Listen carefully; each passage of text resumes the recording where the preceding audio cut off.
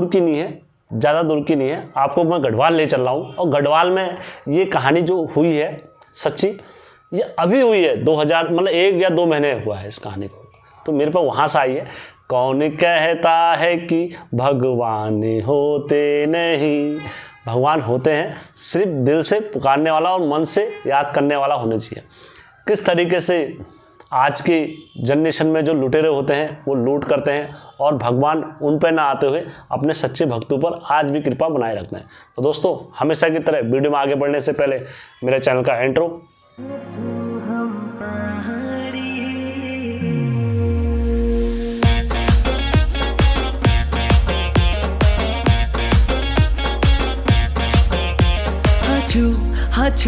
हाचू हम पहाड़ी। दोस्तों, एक हमारी मूर्ति रानी के दर्शन करते हुए आप गंगोत्री यमुनोत्री को जाना। ठीक है दोस्तों, जो मेरी आज की सच्ची कहानी है ये एक सीधे साधे व्यक्ति के ऊपर है और ना ही कोई चाल और ना ही कोई चतुराई आने वाली हमारे किसी व्यक्ति में पहाड़ी में नहीं होती है। लेकिन जिस किसी में थोड़ा भगवान की कृपा होती है तो उसमें थोड़ा फिर चाल और चतुराई और चतुरपन भी आना प्रकट हो जाता है। तो इसी प्रकार मैं आज आप लोगों को ले चलता हूँ देवलगढ़। देवलगढ़ की जो माता है राजराजेश्वरी माता, वहाँ पर 52 शक्तिपीठों में जो बोला जाता है माता का स्थान आज भी जागृत अवस्था में बोला जाता है। शक्तिपीठों में अगर कहीं पर है तो यहीं पर है देवलगढ़ में। तो जागृत अवस्था में बोला जाता है, माता आज भी विराजमान है वहाँ पर राजराजेश्वरी माता, और अपने भक्तों को कई रूपों में दर्शन देती है।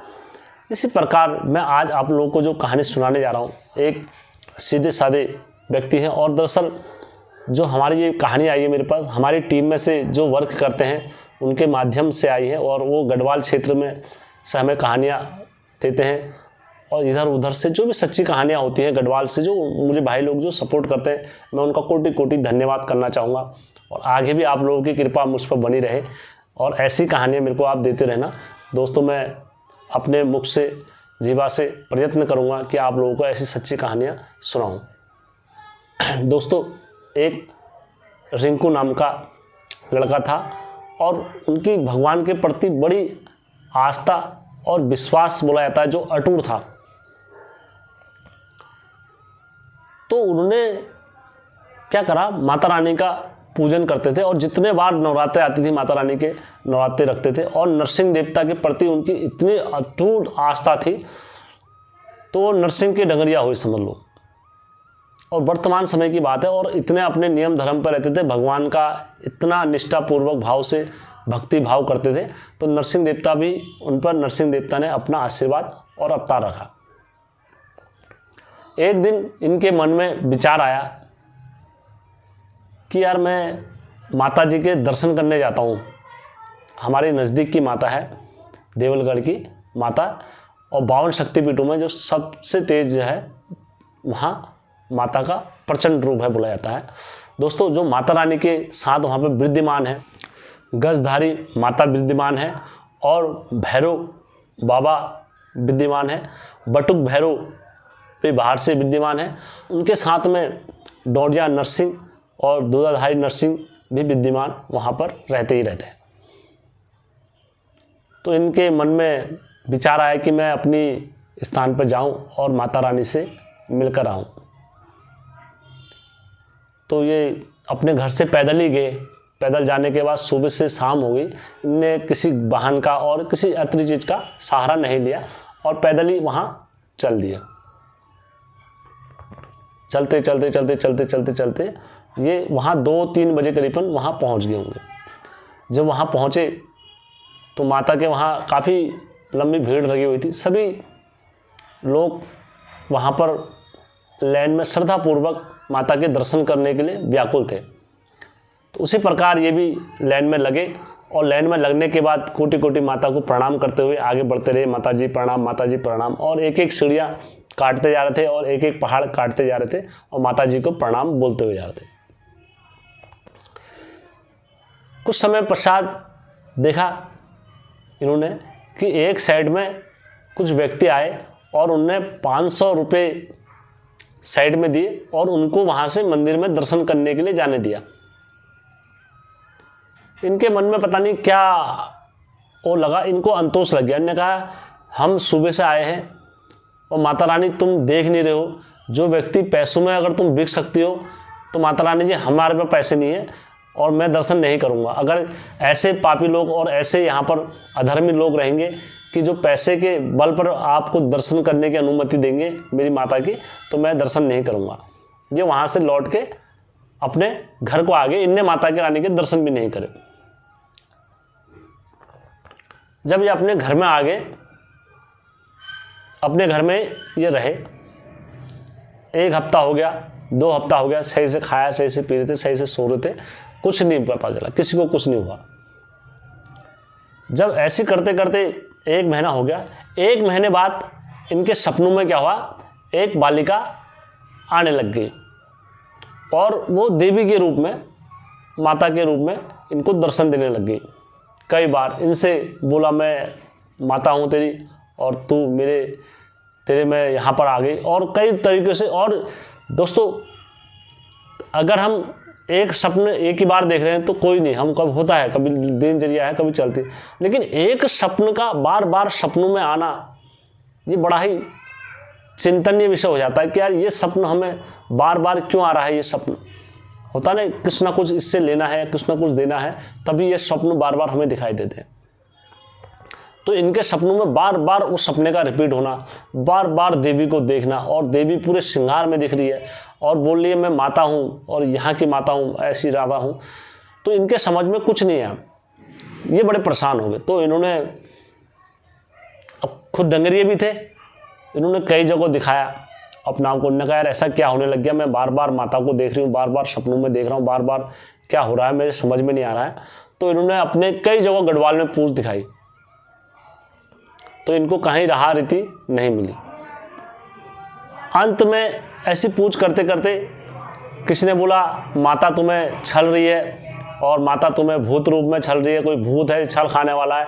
किसी ने बोला ये माता के रूप में कोई मसाण आ गया है, ये मसाण छल रहा है। किसी ने, हर तरीके से जिसके पास गए तो उन्होंने अपनी बात रखी और इनका दिमाग फिर भ्रमित करा। हर जगह पर हर नई जगह पर किसी ने कुछ ना कुछ बात रखते रहे और इनको भ्रमित करते रहे। जब इनके मन में काफ़ी असंकोच और काफ़ी आशंकाएं पैदा हो गई तो अंत में इनने क्या करा, एक पुछारन के पास गए, कोई दूर की थी और बड़ी वृद्ध महिला थी। तो उनके पास जाके उनने कहा माताजी मैं इतने समय से एक सपने को रिपीट देख रहा हूँ और पता नहीं क्या बात होगा। तो माता ने सच्चे मन से कहा हे माता रानी, मैं अगर होंगी, मैंने अगर कोई सच्चे कर्म करे होंगे तो इसकी बात खोल देना है माता रानी जी। तो जैसे इन्हें पूछ रखी माता रानी के वहाँ पर समक्ष में, तो तुरंत माता रानी ने इनको बोला कि यार जब तू मेरे को देखने नहीं आया, तूने जब वहाँ मंदिर में बोल दिया कि मैं माता रानी जी तुम पैसों में बिकती हो, तो इसलिए तो यार मैं तेरे पीछे स्वयं आ गई, शाम को दर्शन देने के लिए आ गई। तो बोलो माता रानी की जय। तू दाहने ली देव तू की अगवानी, तेरा संग में सावाना सचीड़ा, तेरा संग में बाना सबीर, तेरा बीर को दल्ला उठी गोसा, तेरा संग में हनुमंदा वीर, तेरा संग में मही मंदा वीरा, तेरी लर साथना जुगी धोनी, तेरा गुरु को ढोला बाजी रोसा, तेरा गुरु को ढोला बाजी रसाए। तू दाहने ली जब तू की अगवानी, तू दाहने ली क्षमा सारी माता, तू दाहने ली दुना की भवानी। तो दोस्तों तब जाके वो भेद खुला, तब जाके निगाह है मेरे से। उस दिन मैंने वहाँ माता रानी के दर्शन नहीं करे तो माता रानी को बड़ा ही वो असंतोष लगा। माता भगवान भी हर हमेशा ये चाहता है कि मेरा भक्त आया है तो मुझे दर्शन दे।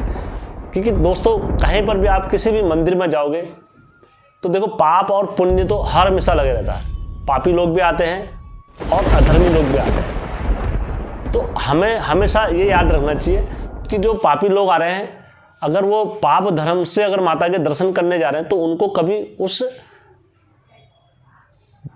दर्शन का कभी लाभ नहीं मिलता है। और अगर आप भूखे पेट और तपस्या करते हुए माता के पास जा रहे हो तो आपको निश्चित रूप से 100% आपको माता के दर्शनों का लाभ मिलेगा। सिर्फ आपका दिल और मन स्पष्ट होना चाहिए। क्योंकि दोस्तों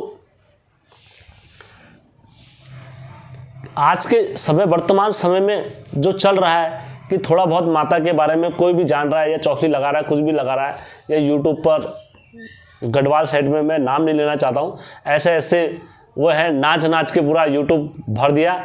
और यूट्यूब तो भरा भरा, बाद में अपने भी ऐसे ऐसे प्लॉट जोड़ दिए हैं कि करोड़ की ज़मीनें ले ली हुई हैं। आप समझो इतना पैसा कहाँ से आ रहा है।